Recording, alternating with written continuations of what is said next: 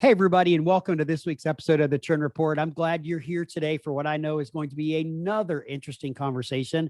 And I'm excited to welcome my guest today, Jeff Theesfel with Union Product Design. Hey, Jeff, how are you? I'm doing well. Thanks for having me, Sid. Well, I appreciate you being here. You and I met a few weeks ago when I was doing some research for Spring Breakout, and I really appreciate you participating in Spring Breakout. I heard it was a great event, even though I wasn't there. So, Jeff, before we dive into our topic today, we're going to talk a little bit about how design needs to be done today. Why don't you share with our listeners a little bit about who you are and exactly what it is that you do? Sure. Yeah. So I'm a product designer. So that involves going to school in industrial design, which most people kind of assume is somehow related to industry, like we're designing machines or something like that, like an engineer would. But it's not the case. It's really just a term for taking a product or a concept and industrializing it, so mass producing it. Right? Okay. And I went to Philadelphia University. And was kind of born and raised in this region of Pennsylvania. And kind of unbeknownst to me, this area is a real hotbed for design, furniture design. And it all centers around Knoll. And Florence Knoll set up her company here because of the Pennsylvania Dutch or German population, which was primarily farming in the area. And they were obviously known for being very hard workers. So she thought it'd be a great place to put the factory. So she put the factory here in East Greenville. And our company, myself and my partner, Sean, grew out of Knoll. So the original founders of Shea and Latone, which was a company, design development company that we worked at prior to Union, they worked at Knoll. And Sean and I worked there for several years. And then we ended up purchasing that company, buying it, and we did product design development for a long time. And we learned a lot about how to get a product to market. We were ghost designers for a lot of well-known brands and a lot of well-known designers. That's really interesting. So let's back up for a minute and tell me how you got interested in product design. Yeah, so that's a really interesting story. So in high school, I knew that I was very interested in mechanics. I took some of the tech classes, learned mechanical drawings, things like that. But I was really interested in ceramics. And I was doing ceramics. And I ended up winning an award for some ceramics that I did. And that got some press.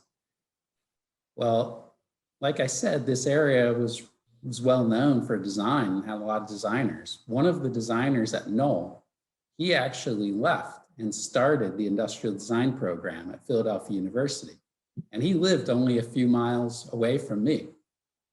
So he happened to see this work. And one day, randomly, out of the blue, I get a phone call. And this guy says, I'm Gertz Unger, and I have the industrial design program at Philadelphia University, and you're going to come see it. Oh. And I said, okay, I guess I am. And I actually was applying to schools for architecture because, like most people, I'd never even heard of product design, didn't know what it was. And I was being told that my math skills were not good enough for architecture. I think I can identify with that comment right there. So they say, yeah, you're not going to make it in architecture, but go see industrial design. And I toured that facility and just fell in love. I knew it was a good mix of technical, artistic. I had been going to art classes and doing art my entire life. And, I saw that this ceramics work that I was doing, I kind of thought it was art, but I was really kind of pushing the limits of what you could do in ceramics, trying to get it to a production level where I was basically building boxes, right? I'd go into the ceramics studio and I would build boxes. And I just worked and worked and worked and worked to make these boxes, which sounds simple enough, but it's actually really difficult to build a ceramic box. And after firing, to have it come out and still be a square. Sure. So, people in the art community were always telling me, you're interested in like commercial arts. And I assumed that was architecture. And then when I toured this place, I realized, oh, okay, product design is really what I should be doing. So Gertz Unger, who was a product designer at Knoll, left Knoll, started the industrial design at Philadelphia University, saw your ceramic piece and said, hey, come check out my school. Yep. What was the original ceramic piece that he saw that you referenced? What was it? Yeah, so it was kind of crazy. I had like I said, I've been building boxes for a long time. And my ceramics teacher, she was very, very supportive of me doing this. And I said, I want to build a huge box. And she said, okay. And how big? And I said, I don't know, really big, like the size of a person. And that's what I did. I built a box that was 5 foot by 3 foot by 3 foot. Huge. Yeah. And it actually, with ceramics, the key is controlling moisture. So you can't let a section dry out. Otherwise it'll warp. Mm-hmm. So it took about a week to do. And the teacher let me come in after school so that I could keep working on it. And my school was actually very, very progressive, and they allowed you a lot of flexibility in scheduling. So I was in ceramics class for about half of my day, and then I would continue on into the night to finish this thing. And I finished it, and it worked. And we actually had to build a special kiln to fit it in because it was so big, and it worked. So that was the piece that he saw and ended up winning some awards. So where is that piece now, Jeff? Yeah, a kind of interesting twist to what happens. And I think maybe it's a good lead in to product design. Sure. That piece was kind of touring around the state. And it came back to my high school, which was Boyertown High School. It came back, and the student news program was filming it. They were doing this little segment, and a cord from one of the cameras got caught on this box, and it tipped over and smashed onto the floor. Oh my gosh, I could see when you started telling that story exactly where this was going. So it's not in the Metropolitan Museum of Art or any kind of museum. It's crumbled on the floor somewhere. It's dead. Oh my gosh. But, I think it's actually, I said it's an interesting lead in because what it does is, that it kind of drives home this message of failure. And it's something that I think my education and all design educations does a really good job of teaching is failure. And you can't be scared of it. It happens, and it happens a lot. And it's part of the process. And you know, we'll go in somewhere and we'll show an idea and you'll get shot down. Say, no, we don't like it. But you know, maybe if that thing, instead of being plastic, was upholstered, it'd be better. So you go back to the drawing board and you refine it. And then you show it to somebody else and they say, well, that's interesting, but you know, it doesn't quite fit what the market wants. Okay, revise it again. And what you end up doing is, through all those failures, you end up coming up with a concept that's much, much better than what you started with.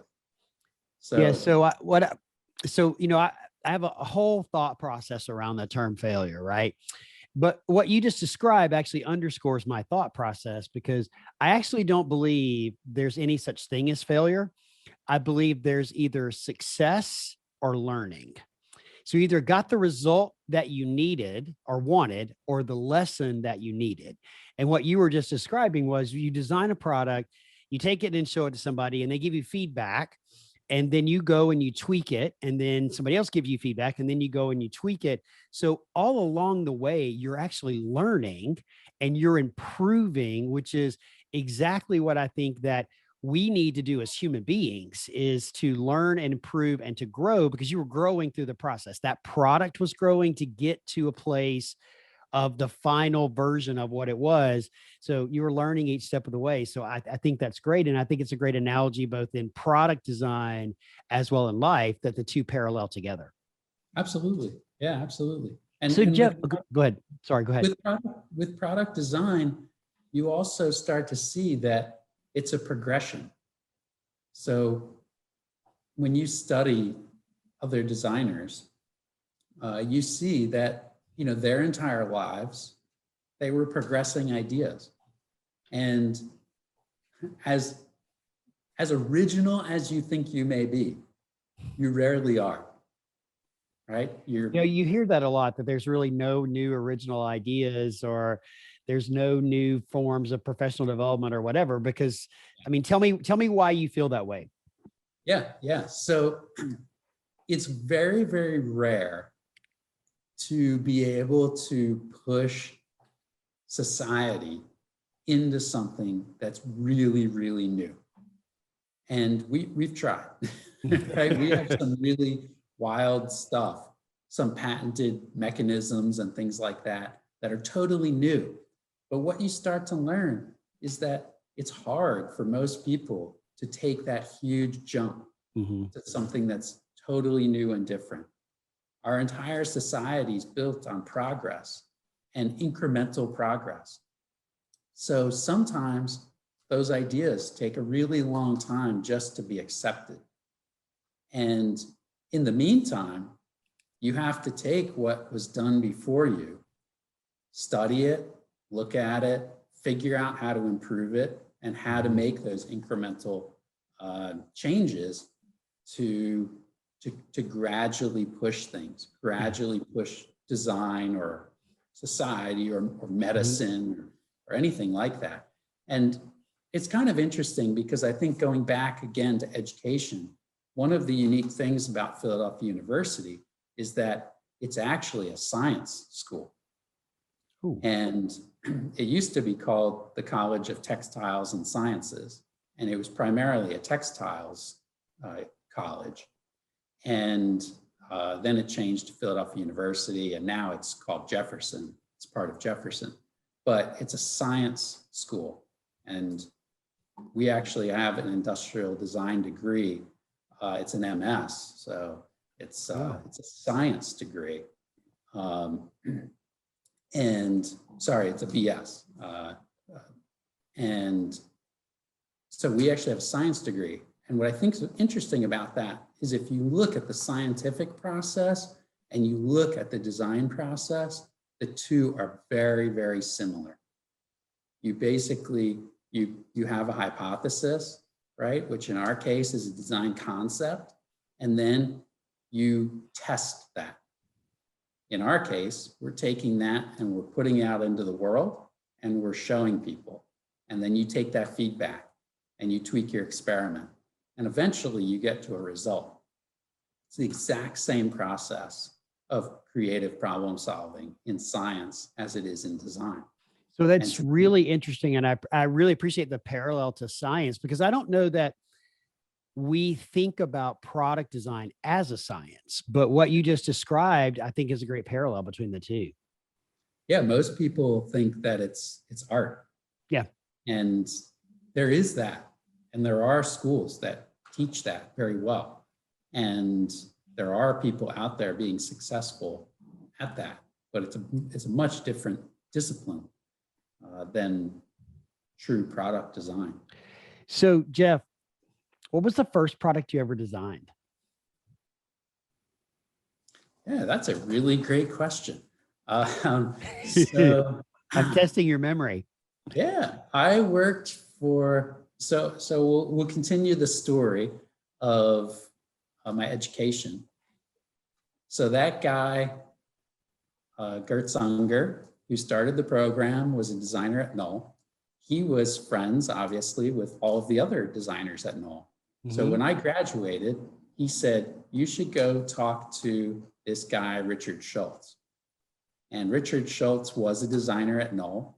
He designed a very classic collection of furniture called the 1966 collection. It was outdoor furniture. And then Knoll eventually gave up the rights of that product and gave it back to him. And he started a company that was manufacturing this furniture and selling it under the Richard Schultz name. So that was my first job out of school, was working underneath of him. And we worked on a lot of products, and it was actually a pavilion. So it was an outdoor structure. And this pretty much leaned towards architecture. It was a big architectural installation for outdoor gazebo, basically, modernist gazebo. That was the first product that I was working on. And that was a team of myself and another guy and Richard Schultz and people from the company working on that. But that was the first thing I got to work on. That's really interesting. Right out of school too. So, pretty epic.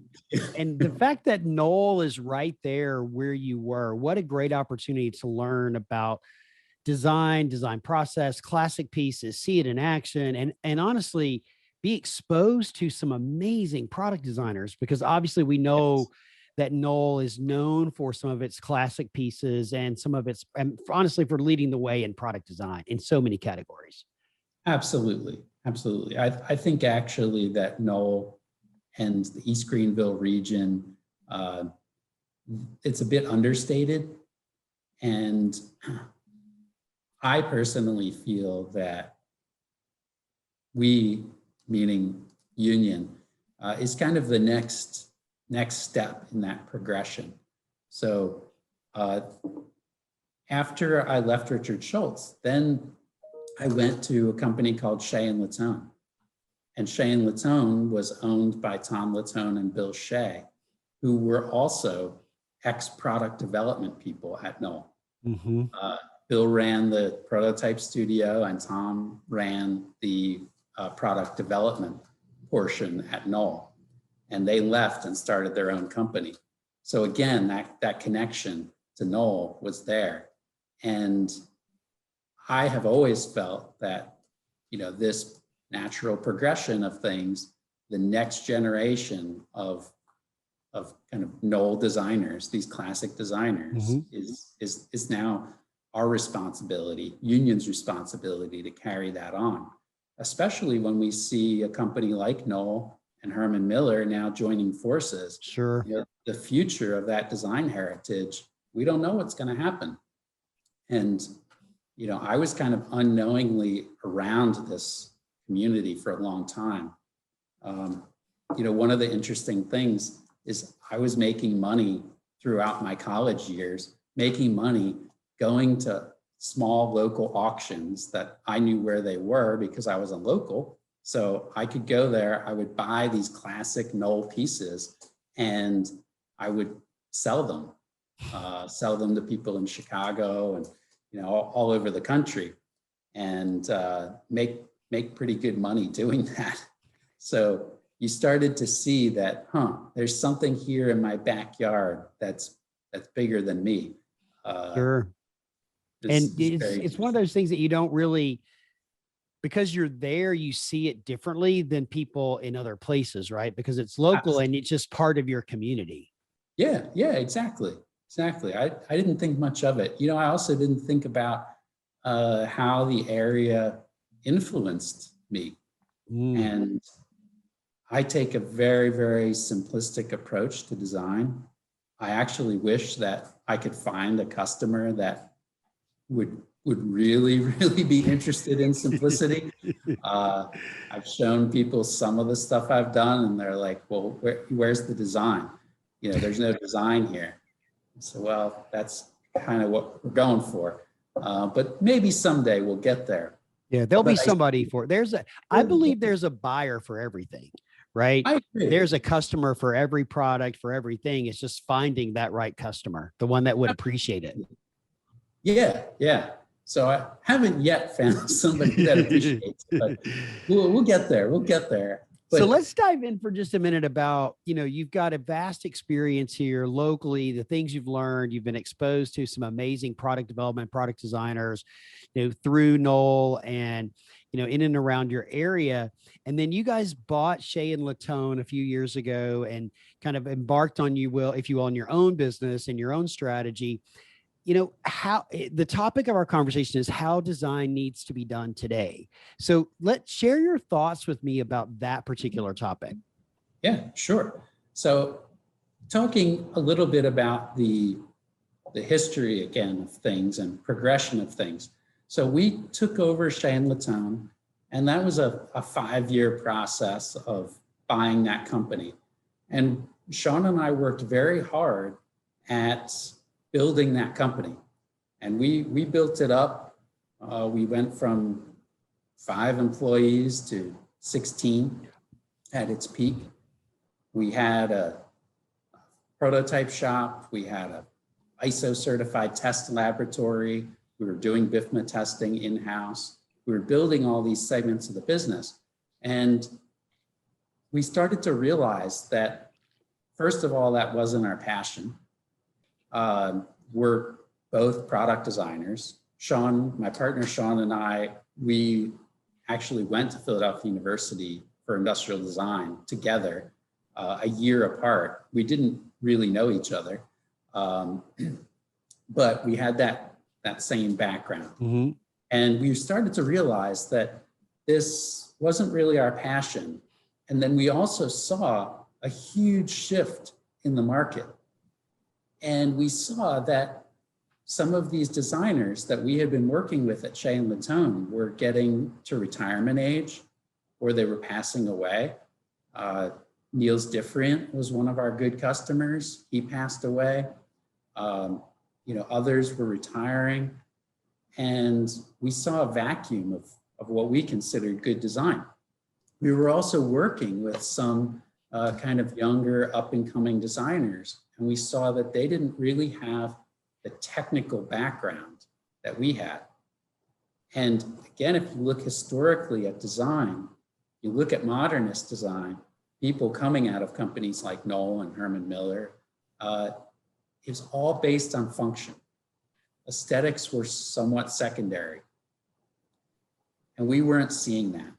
So we saw this vacuum, we saw an opportunity. And then at the same time, also in our industry, what we started to see is that manufacturers, so the people actually making the widgets, right, they were starting to offer design development services. So they were doing what Shea Latone was doing, and no one was doing the design portion. Mm-hmm.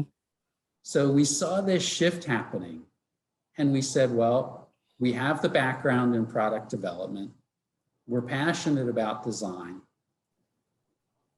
We're really working like dogs at this development thing, building this business. And market share is being taken away from us, from people that we have to work with. Mm-hmm. Right? So when we finished our work, we would send all this information to these manufacturers, and then they're starting to do what we're doing. And that's a natural progression. You know, it's not a problem. Sure. It's just the way things go.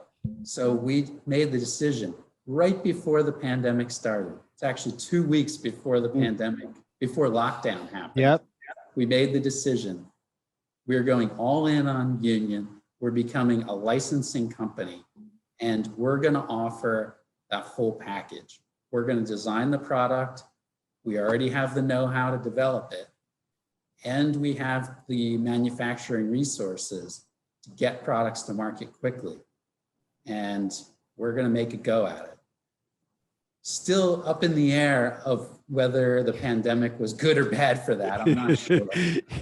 The timing of that probably wasn't ideal, right? But it wasn't ideal for a lot of people in a lot of different circumstances, for sure. Yeah, and actually one positive that came from it was that we had time. We had time to sit, collect our thoughts at home, and really evaluate what we're doing. Mm-hmm. I feel like without the pandemic, we probably wouldn't have had that opportunity. Sure. We would have gone from the really fast-paced, chaotic world of Shea Latone and product development right into the same thing in product design. So in some cases, it was beneficial. Now, on the flip side, it's really hurt our industry. So people's appetite for new design isn't what it used to be. Sure. But we've developed some really good relationships, and we have a lot of new products coming out very soon. Neocon's going to be really big for us. We have That's awesome. At least 7 new products. It depends on the status of things, but 7 to 12 new products. Yeah, that's great. So I want to recap for just a second. So you guys were this parallels to a lot of different things that I talk about, but you were watching the market, you were seeing what was happening in the market. So you were paying attention to the world around you. And then you started making some small micro pivots to make some changes in your business. And then you were literally being, if you guided to go do something because you saw how things were evolving. Again, you were paying attention. And I think that's so important in any business, is to pay attention to your market and to your industry and to pivot as the industry or the market needs you to pivot. And that's exactly what you did. It was unfortunate that 2 weeks after you made that big pivot, that lockdown happened, but you've got, in the course of a year when we've been, working remotely or shut down, you've got 7 to 12 new products that will be displayed at Neocon this year in October, which is fantastic. I mean, that's a lot to be proud of, and it's a lot to accomplish even during lockdown, right? Absolutely. Absolutely. It's a lot. And yeah, I think when you're in it, you're in the heat of it, you don't really take time to step back and look at the accomplishment. But during a pandemic, in a year, we're able to put out that volume of work. And, I think that, again, it kind of goes to our philosophy of making things easy for people. Mm-hmm. We don't have the same obstacles that other product design companies have. What are some of those obstacles for people that may not understand that? What are those obstacles? Yeah, sure. So first of all, a huge obstacle is the background of product development. Yep. That's typically where designers will falter. Mm-hmm. They don't understand what will and will not pass BIFMA. Sure. They may not understand all of the manufacturing processes, or what small things could be changed or tweaked to make it easier to manufacture. But there's a huge host of constraints, and this is what we talked about in Philadelphia, was the constraints of product design. And there's a lot of them. You need to understand your market. You have to go in knowing who your target market is. Mm-hmm. What are they about? What do they need? That's something that we really try to focus on. And you need to frame your designs on all of these different facets. You need to be able to address the marketing aspects of it, the manufacturing aspects, the cost aspects, the regulatory aspects, and environmental aspects. Mm-hmm. You really need to be able to at least thought about those things enough that you can speak intelligently about them. Yeah. And I really appreciate you highlighting know your market, know your customer, right? Know what they need. I mean, and the example that I'll use, I'll try to be, black and white with it, if you will. You don't want to go design a contemporary lounge piece for a historically traditional company with tufted leather side chairs and wingback. That doesn't fit, right? It just doesn't go with the brand or the market that company has. So knowing your customer is so important in so many different areas. And also knowing, another example that I guess I would use is, you don't want to go design a $3,000 side chair for a company that their average price of a side chair is $300. Exactly right. I mean, you nailed it. Those are exactly the things that you have to consider. Is what is the market? And everything in life is selling. Yeah. Right? Whether you like that or not. It is so true. No matter, I heard somebody today who's a customer experience person basically say something to the effect that at the end of everything, there's a customer.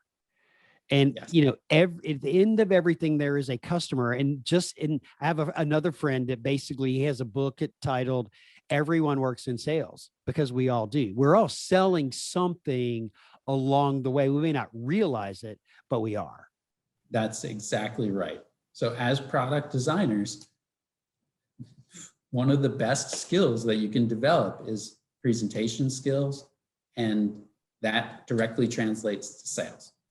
Right? Yep. It doesn't matter. We talk about this a lot with intellectual property. There's a lot of intellectual property. So this is patents, basically. Sure. Yep. People think about, right? Patents, intellectual property. Everyone always asks about this because we deal with them a lot. Mm-hmm. Say, well, I can't talk to you because I haven't patented this yet. It's like, well, that doesn't really matter. Speed to market is the most important thing. And intellectual property is obviously very important in certain cases. Is it worth protecting, or is it not? And that I think is kind of interesting, that a lot of people will hold back their really good ideas. They won't sell them because they're scared someone else will take them. Yeah. Well, at that point, what's the value of the idea anymore? Yeah. And we can't live in fear, right? You can't live in fear. Absolutely. So, but I want to go back. Speed to market is the most important thing. Yes. Why is that? And then what's your definition of speed to market? Yeah, You may have a different definition of speed to market. So I'm curious. Right. Yeah. So speed to market is the most important way of defending your idea, because products take a long time to develop. Mm-hmm. So you'll have an idea, and most likely somewhere else in the world, there's another designer having similar ideas. And it's a race to whoever can get there first. Mm-hmm. That process could take anywhere from a year to 10 years. It really depends on the product, but you at least have about a year jump on sales if you can get it out first. So unless you have something that mechanically should really be protected, or even design-wise is so unique it should be protected, if you can speed that through to market, you've now gotten to tooling the product before everyone else. You've gotten to marketing before everybody else. And you've also put yourself out there before everybody else. So you can start branding yourself as the original. All right. So when you think about this, what's one thing that comes to mind? Because I have a couple that come to mind. What's one thing that comes to mind for you? Oh, wow. Like that product that was speed to market, that was first. Like what comes to mind?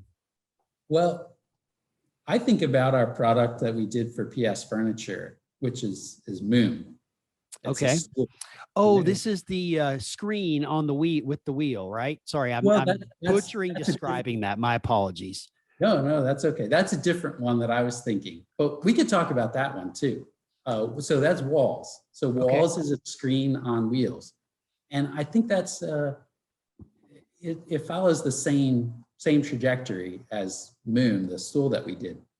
It's really not a product that is patentable. Mm-hmm. There's really nothing there to patent, but it's a pretty unique idea to take a screen, put it on wheels, and put it on two wheels instead of four, right? And there's a lot of design decisions that went into that. And getting that to market quickly was really important because we were going to be the first people to do that.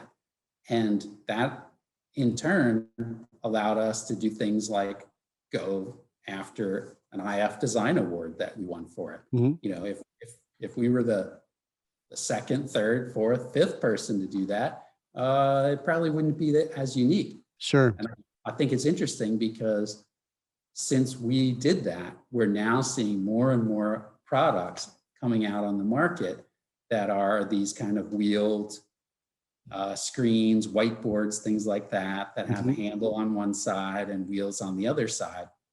And, you know, they have different market strategies and things like that. But so that's one that I immediately think of. So what I love about that product is so many times, and I'm not a product designer, this is just me as a salesperson observing things, we try to hide things, like we try to hide the wheels. In the case of that product, you celebrated the wheel, Absolutely. right? You made it a design feature of the product that really makes it stand out and makes it unique. Yeah, yeah. And, you know, to us, that's what good design is. Sure. So we have a term, you know, embrace your constraints. Ooh, I like that. Embrace your constraint. Embrace the constraint. You know, if you can't beat it, then, you know, maybe there's some other way. How do you embrace that constraint? In the case of Walls, the constraint was it has to be mobile. Well, how's it got to be mobile? Well, most people just have 2 legs, 4 wheels. Well, then how do they stop it? Oh, we'll put locking casters on it. Okay, well, what happens when people trip on it? Well, we'll try to make it as close to the ground as possible, but we can't really address that. So, you know, that's an instance where we took a fresh look at this and we said, how do we not duplicate what we consider the mistakes of past people? How do we completely rethink this? And, you know, the idea was a wheelbarrow. Yep. It's got, in that case, it's got 1 wheel and 2 feet, but we kind of flipped that. And it's naturally braking. Accentuating that wheel is actually a safety feature. So people can see that large visual mass and not trip over it like a low to the ground foot. So it's a great example of kind of pure modernist design of, you know, function first. And that's another philosophy that we have here at Unions, function first. Function first. Yeah. So I love how you described that screen, and you dropped a couple of little nuggets there about the wheelbarrow, the safety feature of the wheel, that it's stops by itself or brakes by itself. Those are things that we don't know or we don't see when we look at a product until someone shares with us the backstory behind it. And I love the fact that all products have a backstory somewhere along the way. They all have a backstory. And I don't think those backstories are shared enough, right?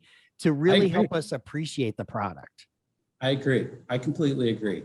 And that's something that we see too, is a product designer's job. We don't think it's over when you hand it over to manufacturing. You're an integral part of marketing.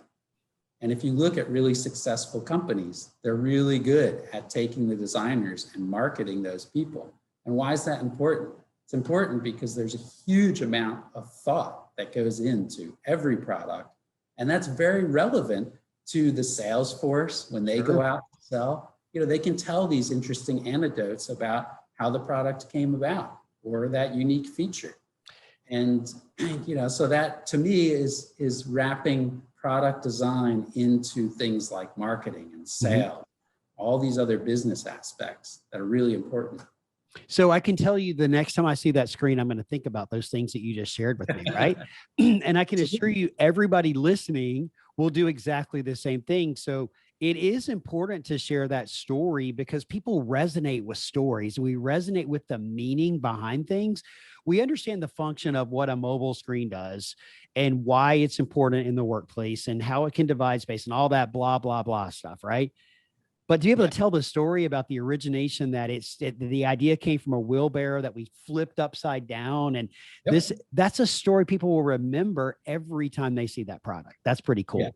Now, you mentioned, I'm going to put you on the spot and feel free to say what you want, however you want to answer it. But you mentioned PS5.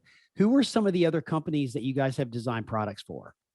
Yeah, sure. So, obviously some we can't say, Understood. You can't reveal them all. I get that. Yes. Yeah, but Global is one, a pretty large name in the industry.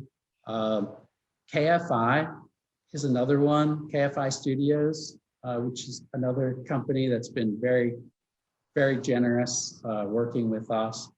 And we have a lot of exciting things coming out for them. So, I mean, in full disclosure here, I got a little sneak peek to some of the KFI stuff because KFI was involved in the Spring Breakout Roadshow, and I've gotten to know them a little bit. And so I got to see a little bit about what's coming with KFI, and that's really exciting for you guys. What the designs that I've seen are just like really, really great. And I'm excited to see all those come out in October. Thank you. There's another company that we've been working with. It's a new company called DYD. And DYD is being started by an ex industry person, worked with some big companies before and is now starting his own thing. And we actually designed a task chair from the ground up. This is a brand new way of doing task chair mechanisms, completely new way of doing ergonomics. And this is something that we're really excited about. It's a very, very complex project. It's been 2.5 years in the making so far, and we're probably another year away. But those are the kind of things that we get really excited about. And again, going back to our history, we learned a lot from Niels Diffriant, working with him. He taught us a lot about ergonomics. And he even taught us about some of the pitfalls in his own designs. Yep. That he had answers for, but didn't have the time on this earth to get to them yet. And those are some of the things that we started to think about with this mechanism. And we're doing some interesting stuff there. So, all right. So I asked you a question a few minutes ago about, what one thing comes to mind when you think about a product that kind of revolutionized or changed. I don't remember exactly how I worded the question, right? And you talked about the screen that you designed, which is great, but there were two that came up for me, and I'll share them now. The first one that came up to me was the Aeron chair. Yeah. The first all mesh chair ever to hit the market in the early 1990s. I think it literally shook the ground that we walked on, right? That people are like, an all mesh chair. I mean, listen, I remember my sales pitch. Why do you want to sit in that? It's going to rub make your suit pants all shiny and stuff, right? I mean, we came up with everything that we possibly could because nobody had it. And they totally led the way with mesh. And now look at where we are. There is a mesh chair everywhere you look. Everybody's got one. And so I think that's an industry changing leading. The other thing that I thought about was the human scale chair. You mentioned Niels Diffriant and the human scale chair with the self-adjusting tension mechanism that adjusts to your body weight. That also was revolutionary in our industry. Very, very revolutionary. And it's kind of interesting because Aeron and the Freedom chair were being developed at the same time. And it was kind of a race to the market. But did they know they were racing each other? No, they No. had no clue, right? Yeah, They had no clue. I don't think so. Which is I don't why know. speed to market is so important, right? The getting there Exactly. first. I also think about the first keyboard tray. Like who was the Absolutely. first person to come out with the keyboard tray, the first height adjustable table, if you will, the true height adjustable table. And you think about how those things now, a keyboard tray, a height adjustable table, and a mesh chair are almost in every facility that we furnish. That's right. That's right. And, we talked earlier about some of these revolutionary ideas. And sometimes what it takes is somebody with the vision. And, Neil's is a very interesting story. And these are all stories that I've heard kind of secondhand. But Neil's, he was retired. He was retired from design after really doing a lot of like what Sean and I do at Henry Dreyfuss. He ran that business for many years. It burned him out. He was working with Noel on some other things. And he actually had some products that were at a company that went out of business. So again, failure, right?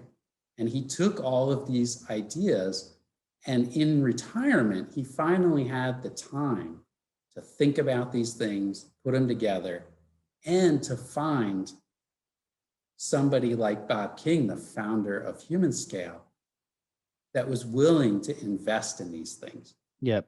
That's really important. It's really, really important. So there's an underlying message here that I'll kind of correlate to coaching, because I am a coach, right? And so I'll correlate it to coaching a little bit. A lot of what you're describing is courage.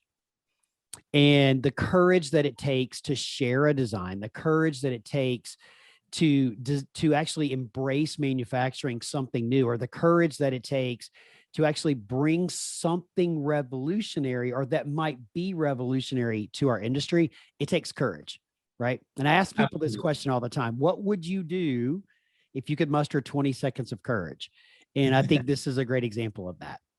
That's really interesting. I never really thought about it before as far as courage, but yeah, I think you're right. And I actually have to say, I mean, I'm actually a naturally kind of introverted person. I really don't like to be in the spotlight. Well, welcome to Sid's hot seat. Yeah, thanks. But one thing you learn in product design very early on is you're going to get up and pitch your ideas in front of a group of people. We're doing that once a week in class, and you're getting grilled, absolutely grilled by your peers.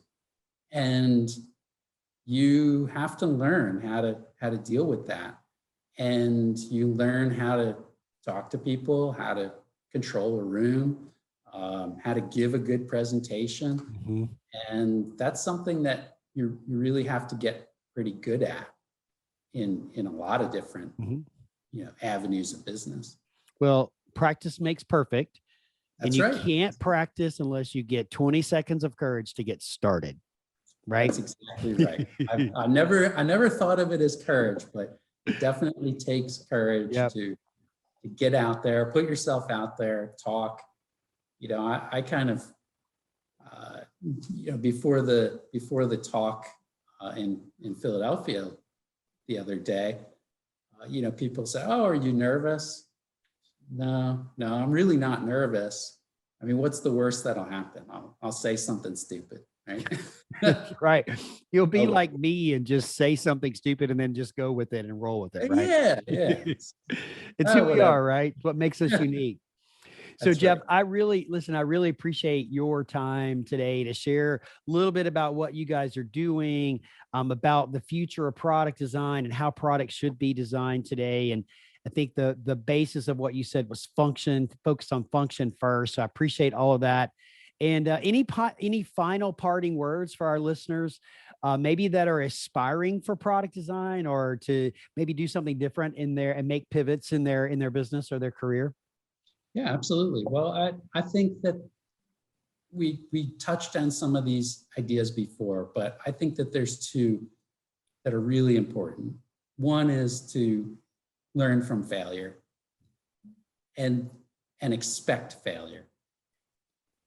You know, you can't be scared of it. You need to expect it. You need to know that most of what you're going to do is going to fail, and that's completely fine. And you know, I think the other one is constraints. You have to really embrace these constraints and think about them creatively, and that will really go a long way in progressing you as a designer, and also in gaining credibility in the business world, because you have to understand that you're not designing in a vacuum. You can't just sit in your own studio and draw something that's cool and think people are going to love it. Mm-hmm. It's not reality. Reality is that there's business people, there's finance, there's legal teams, there's regulatory teams, there's engineers, there's manufacturers. You have to think about all of those people, and you have to learn how to work with those people to make your vision a reality. Yeah, I love that. So embrace the opportunity to learn through making mistakes that will allow you to improve and to grow, and then embrace the constraints or the parameters that might exist and figure out how you can make them better, right? How can you take something and improve on it and make it better? That's right. Absolutely. That's awesome. Yeah. Jeff, I really appreciate you being here today. It was a fascinating conversation. If our listeners would like to get in touch with you or learn more about you, what is the best way for them to do that? So I think the best way is to go to our website, www.createwithunion.com. Excellent. We'll drop that in the show notes too, so you don't have to write that down, guys. You can click on it in the show notes. Keep going. Great. And feel free to email me directly, Jeff, Jeff, at createwithunion.com. Excellent. We'll also drop that in the show notes. And be sure, if you send him a note, let him know you listened to his podcast and how much you enjoyed the conversation. Jeff, thank you very much for being here. I appreciate you very much so. And I look forward to seeing you in October at NeoCon and seeing hopefully 12 new products that you guys have coming out. We hope so. Thanks so much for having me, Sid. All right. Take care, bud. All right. Thanks.